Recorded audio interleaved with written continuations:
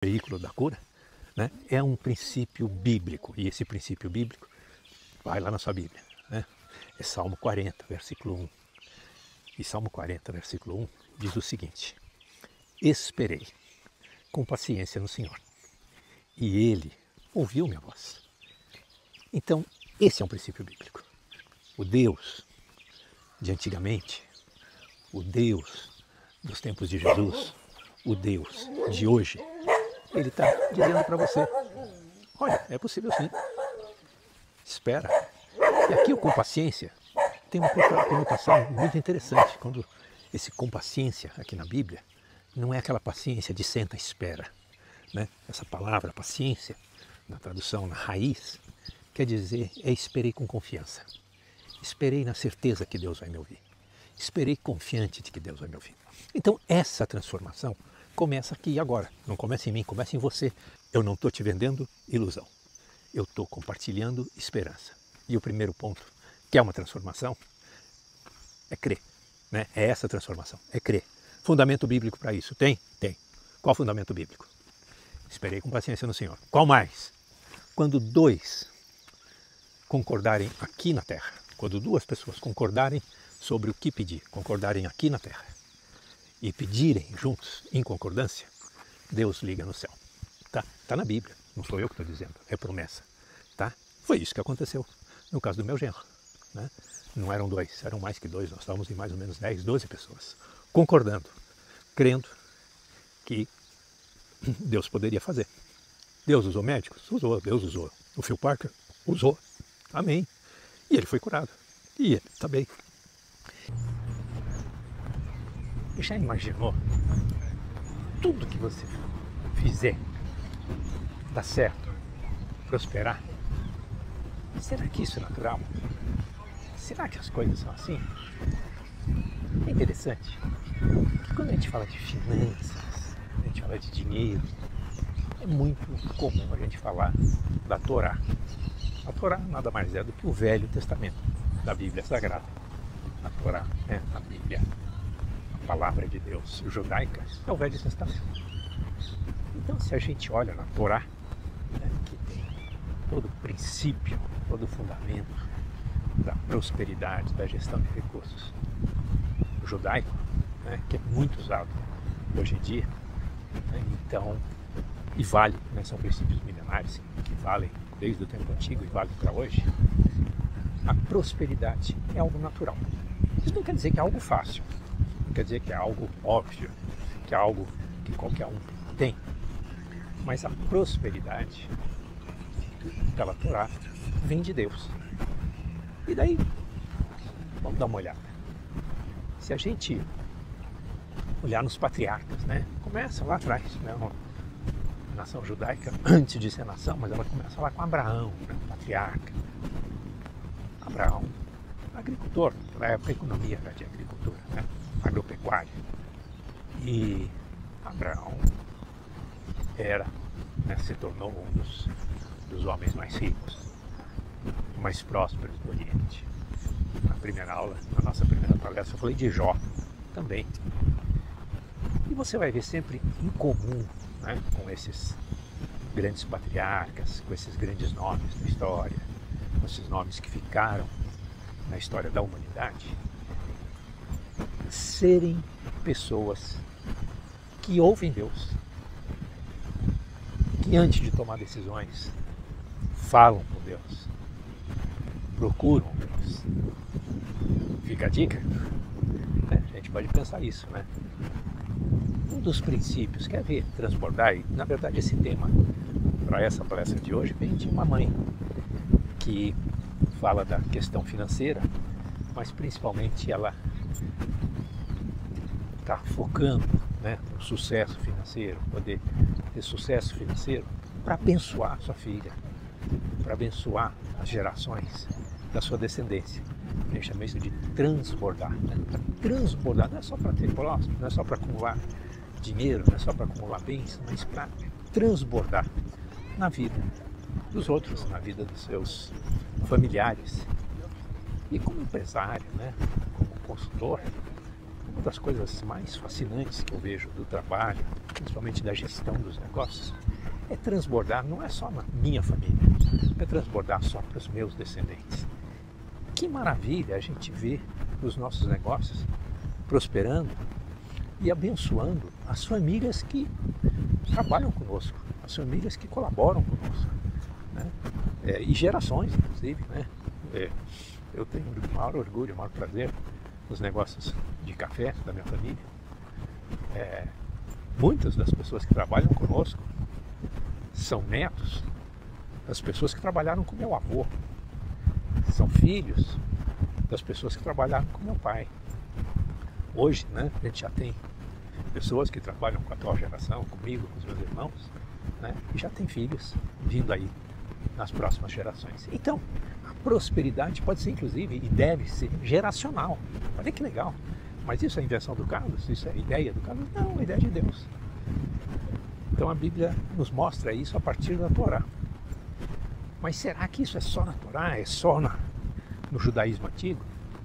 Não, não é só no judaísmo antigo. Jesus fala de dinheiro, mas Jesus principalmente faz dinheiro. Como assim? Peraí, essa passagem eu não vi na Bíblia. Onde é que Jesus faz dinheiro? Então vamos lá. Olha que louco.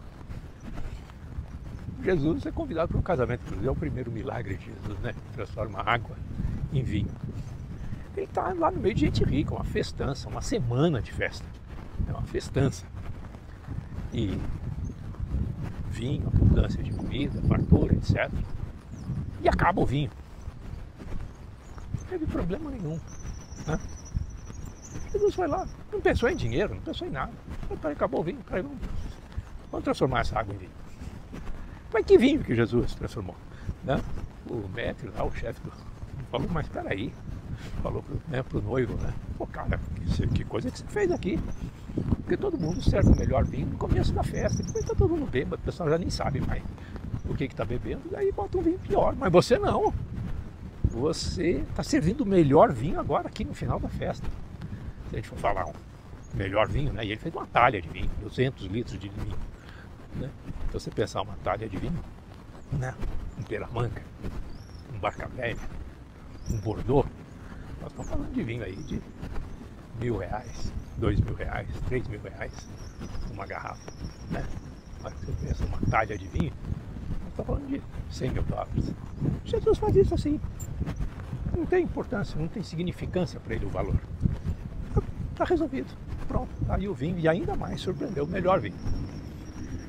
Numa outra circunstância, né, que eu aqui estou comentando com vocês, é que essa questão de fartura, abundância, transbordar, é natural no reino dos céus. É natural para Deus. Ele é dono de tudo. Ele tem acesso a toda a riqueza.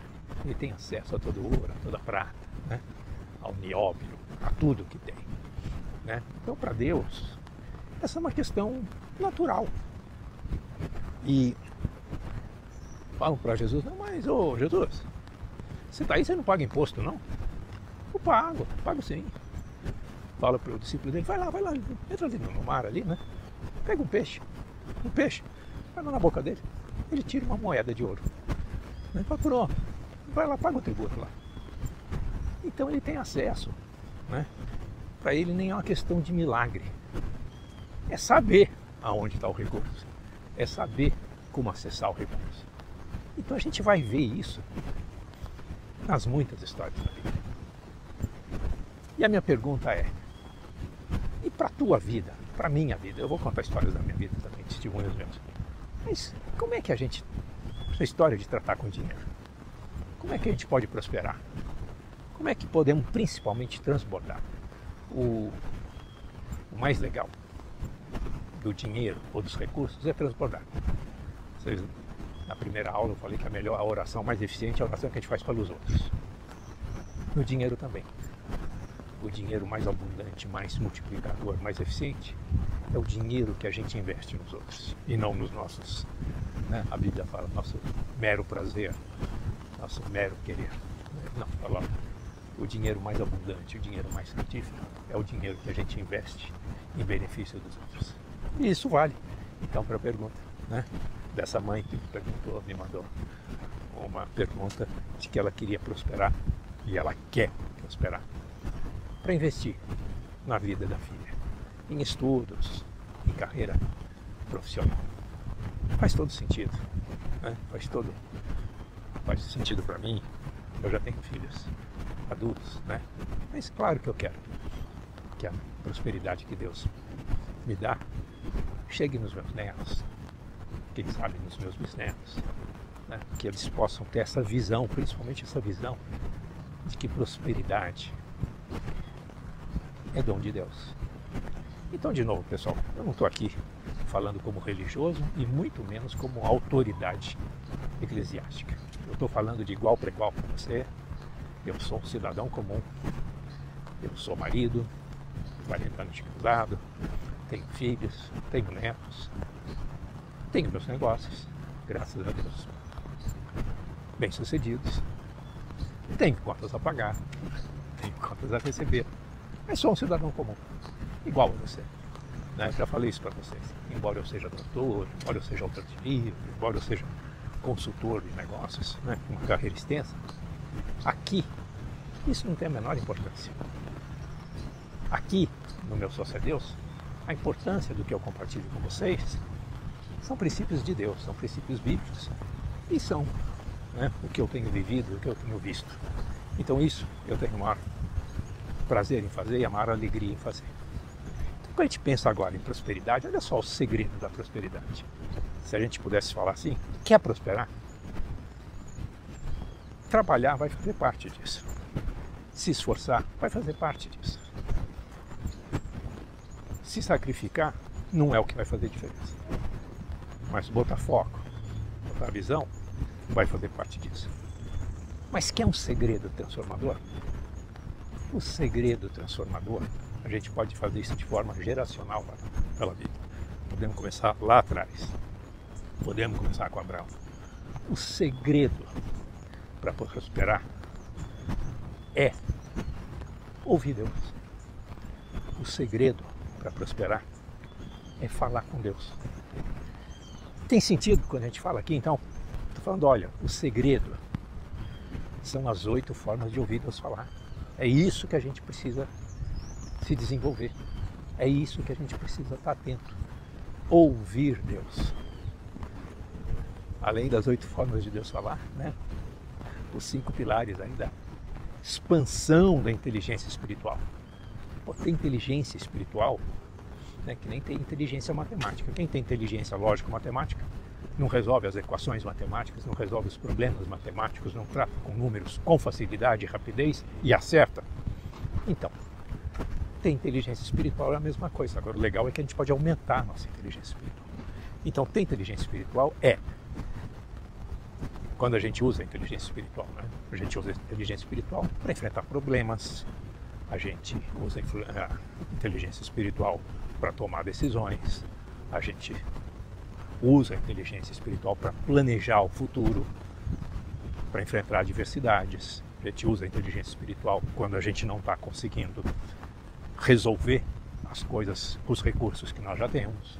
Daí a gente tem a inteligência espiritual que pode ser acionada, que pode ser expandida. Então é por isso, né, que eu estou compartilhando aqui com vocês esses 13 pilares na semana. Meu Sócio é Deus. 5 pilares de inteligência espiritual, 8 pilares de comunicação com Deus, ouvidos. Mas vamos ver essas histórias, olha só. Uma das histórias mais clássicas e que mostra claramente isso, o ouvir Deus, é a história de José, né? José do Egito, que foi vendido pelos irmãos, né? Filho de Jacó, neto de Isaac, bisneto de Abraão, né? Os irmãos dele tinham ciúmes dele, né? Ele era o filhinho caçula, predileto, depois nasceu mais um, que foi Benjamim. E os irmãos dele tinham tanta raiva dele, tinha ciúme dele, que venderam ele. Passou um bando de negociantes, comerciantes, eles venderam. E aí foram lá e contaram uma mentira para o pai, para o Jacó, lá, né, uma onça, um puma, algum urso matou seu filho, né? Então essa é a história de José. Então olha só, o cara vendido como escravo, na pior, né, menino, saiu de uma casa rica, de um lar próximo, né? O pai nem soube o que aconteceu, foi vendido, né? Traíram ele. Ao invés de ele chorar, lamentar, ele levanta, sacode a poeira e dá a volta por cima, seguiu a vida. Mas ele já tinha, né? Ele já tinha um canal com Deus. Deus já falava com ele, principalmente por sonhos. E até quando ele contou um dos sonhos dele para os irmãos, é que os irmãos entraram numa crise de ciúme com ele. E é uma história bacana, isso aí está em Gênesis. Mas José, a grande virada na vida de José, né? Ao longo da vida dele,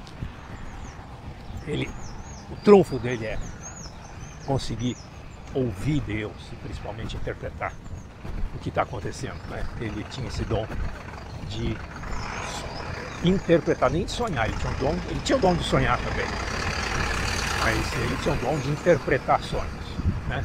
De entender o que Deus estava falando. E daí, Faraó lá no Egito, a autoridade máxima do Egito, Faraó teve um sonho, que é o tradicional sonho famoso, né, das 7 vacas magras e das 7 vacas gordas. E ninguém conseguia interpretar aquele sonho. E ele estava preso, estava na cadeia, né? E daí o copeiro lá do rei de Faraó lembra dele, porque o copeiro também passou para a cadeia. Falou, tem um cara lá que interpreta o sonho. Esse cara chama José. O Faraó falou, então vai lá, chama ele, quero ver se ele interpreta mesmo. E José ouve, né? O rei conta o sonho, o Faraó conta o sonho para ele. Tinham 7 vacas magras, depois 7 vacas gordas, depois tinham 7 vacas magras que comiam aquelas 7 vacas gordas. E daí José fala, muito bem, esse sonho aí, Deus está me falando que esse sonho é que vai vir 7 anos de muita fartura no Egito, que a produção de cereais vai ser muito grande, a produtividade vai ser muito alta. Mas depois desses 7 anos, vão vir 7 anos de seca, 7 anos sem se produzir. É isso o sonho.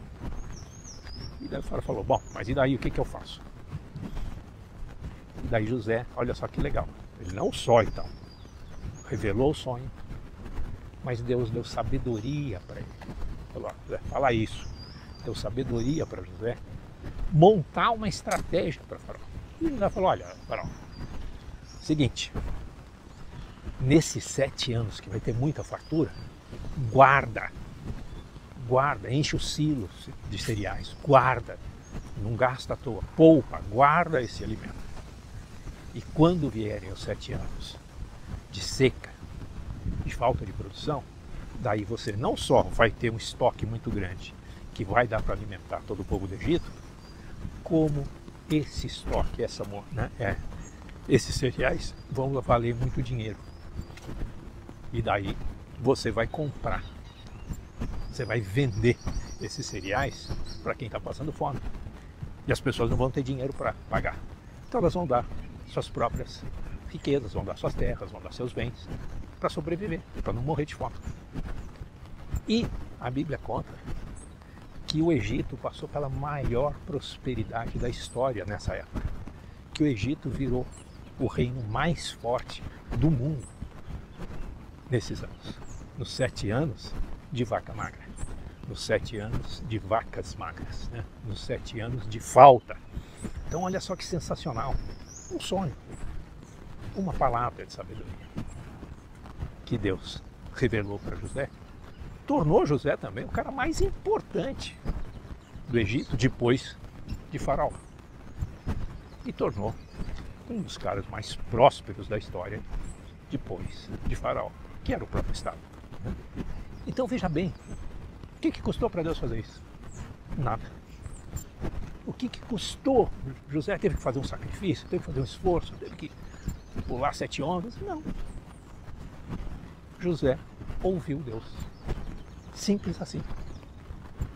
Conectou com Deus. E assim a gente vai ver tantas outras histórias.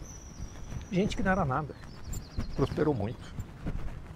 Davi cuidava das ovelhas. Era o filho caçula, meio rejeitado. Alguém, trabalhador comum. vira rei, nem pelos próprios méritos, né? Deus foi mostrando para ele caminhos, estratégias, vira rei, expande o reino de Israel, deixa, né, para Salomão, filho dele, o reino, e se torna o reino, maior reino da sua época, maior que o Egito, maior que tudo isso. Então, é milagre. É milagre, gente. O milagre é o dia a dia. A gente não precisa de grandes milagres. O que a gente precisa é conectar com Deus. Isso vale para cura. Já contei casos de cura de antigamente, caso do meu genro. Isso vale para cura? Vale. Isso vale para questões familiares? Vale. Isso vale para problemas difíceis, situações difíceis? Vale. Isso vale para prosperidade? Também vale. Também vale. Eu me lembro de uma história que lá em 1990, eu era jovem, 92, eu era jovem, né, tinha 34 anos. E o principal jornal aqui da minha cidade, aqui Campinas, veio fazer uma entrevista comigo. Falou, quero falar que você é um empresário, que você crê em Deus, que você tem experiência com Deus, etc. Conta aí pra gente. Fez uma entrevista comigo, foi uma entrevista de página inteira. Eu contando, talvez, histórias como eu estou contando aqui. E isso aí é logo pós, né? Pós a Era Collor. A Era Collor para mim não foi ruim, foram anos que eu prosperei muito. Mas tinha uma questão. O apartamento que eu comprei, que era um caso bacana, tinha aquela história de moeda congelada, conversão de dinheiro, etc. E virou uma pendenga judicial com a construtora. E tive uma reunião com a advogada da construtora e ela queria me executar, porque queria que eu pagasse assim, assado e tal, e tal, e tal. E era um volume grande que eu não tinha, que ela queria receber naquela semana. Eu, doutora, não, o que você está me pedindo? Primeiro, não precisa disso. É um capricho seu. Mas é um recurso muito grande, eu não planejei isso, eu não tenho como dispor desse recurso. Ela falou, então eu vou executar isso na justiça. Tá bom? Meus advogados aí vão me defender. Me levantei, me despedi dela. Ela virou para mim e falou, mas você não é um empresário de Deus? Eu vi uma reportagem tua aí, você não é empresário de Deus? Eu falei, sim, a reportagem que saiu aí no jornal foi comigo mesmo. Sim, sou eu mesmo. Eu falei, então, fala com teu Deus. Eu falei, realmente, você tem razão. Obrigado por me lembrar disso. E não é que no dia e hora que ela marcou que queria receber, eu paguei. Então é isso, né? É a moeda da boca do peixe. É a água que virou vinho. De alguma forma, eu não estava vendo que eu tinha um recurso. Mas tinha. E quando eu fui desafiado, olha só, nem foi minha fé. Foi no momento que eu fui desafiado. Mas você não é aquele cara? Eu sou. E mais do que ser aquele cara, né? Deus é aquele cara. Né? E fez diferença. E tem outras tantas histórias e tantos casos que eu vivi, que eu presenciei, que eu vivo. Né? Isso não é um dom meu, não é um privilégio meu, Deus não me trata diferente. É exatamente isso que eu estou compartilhando com vocês. Aqui eu sou exatamente como vocês, eu não sou mais que vocês, não sou autoridade, não sou nada. Eu sou alguém que passa pelos mesmos problemas, que passa pelas mesmas dificuldades. Mas o que eu tenho compartilhado aqui com vocês não é o que eu tenho a mais. É a chave que eu tenho aprendido a usar. E a chave de acesso a transbordar é a conexão com Deus. Minha experiência mostra isso, a Bíblia nos mostra isso, as histórias bíblicas nos mostram isso, né? Tem outra passagem bacana, tem muitas, né? Mas de Abraão. Abraão começa, então, ele, né, tinha o sobrinho dele, Ló, né? E daí eles começam a prosperar. E daí eles separam os rebanhos. Ó, esse aqui é de Abraão, esse aqui é de Ló, porque não está dando certo a gente ter as coisas juntas, vamos ter separado, né? E daí tudo que era de Abraão se multiplicava muitas vezes mais do que era de Ló. Chegou a um certo ponto que Ló estava ficando doente de inveja de Abraão. E daí Abraão percebe isso e fala, vamos fazer o seguinte, Ló. Nós temos essa terra toda aqui. Escolhe o que você quiser. Escolhe a parte da terra que você quiser. Escolhe para você. E a que você não quiser, então, eu vou para lá com meus rebanhos. E Ló, é claro, escolhe a melhor terra, as planícies, que tinha água, que tinha fonte. Escolhe o melhor. E sobra para Abraão, né? Umas ribanceiras, um lugar ruim. Qual que é a moral da história? É que foi nos lugares ruins, nas ribanceiras, nas terras menos férteis, que Abraão prosperou muito mais que Ló. Então a diferença, gente, não é a força do nosso braço. A diferença não é a nossa vontade de querer prosperar.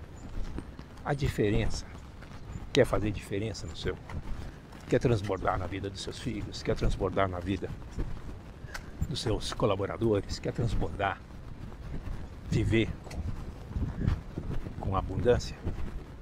A primeira coisa, a primeira transformação que a gente passa é a transformação de mindset. É entender que a dependência de Deus é que gera prosperidade. É a consciência da dependência de Deus que gera prosperidade. E que a prosperidade é de Deus mesmo, né? Eu não vou levar nada do que eu tenho aqui da terra, não vou levar para a vida eterna. Vai ficar aqui. Passageiro. Eu sou mordomo, né? A passagem bíblica é essa. Eu sou mordomo, eu cuido das coisas que Deus me pôs para cuidar e tento fazer o melhor. E presto conta disso, claro. Então, fazer bem, com boas intenções, com bons princípios, é o segredo do sucesso. Mas principalmente, é ter uma transformação radical na sua vida, é entender que acumular riqueza, que acumular bens, acumular dinheiro, não é a causa da vida. Acumular, mas principalmente acumular e repartir, semear na vida dos outros, é a consequência da dependência de Deus. Então quer dizer que você vai ficar, né, como dizia Raul Seixas, né, parado à beira do caminho esperando a sorte chegar? Não, muito pelo contrário. Você vai ficar atuante, se atualizando, adquirindo conhecimento, trabalhando e atento para aquilo que Deus te revela, atento para aquilo que Deus te fala. E claro que quando você tiver dúvida, de quando você não souber o que fazer, atento para pedir a Deus, pedir sabedoria a Deus, assim como os principais patriarcas sempre fizeram. E até Jesus fazia também, né? Jesus investe tempo significativo, Jesus investe tempo em oração, conversar com Deus. E para entender, para ouvir, para tomar decisões, para fazer. Então, quando a gente fala aqui em meu sócio é Deus e pensa na dimensão material, a dimensão material, ela é totalmente espiritual se a gente entender que ela não é a causa do nosso viver, e sim que a prosperidade é a consequência de um relacionamento saudável com Deus. E que está acessível para você, está acessível para mim. Isso não quer dizer que a vida é cor-de-rosa, isso não quer dizer que tudo vai ser fácil, isso não quer dizer que a gente vai rachar de ganhar dinheiro. Isso quer dizer que a transformação que a gente está procurando é ter a consciência da dependência de Deus. E que, tendo a consciência de que Deus é Deus na nossa vida e em tudo, nada vai faltar. É o Salmo 23. O Senhor é meu pastor e nada vai me faltar. Se você for mais profundo na tradução disso, o Senhor é meu pastor e eu não vou sentir falta de nada. Tudo que eu vou ter ter mais do que o suficiente para viver e sobreviver.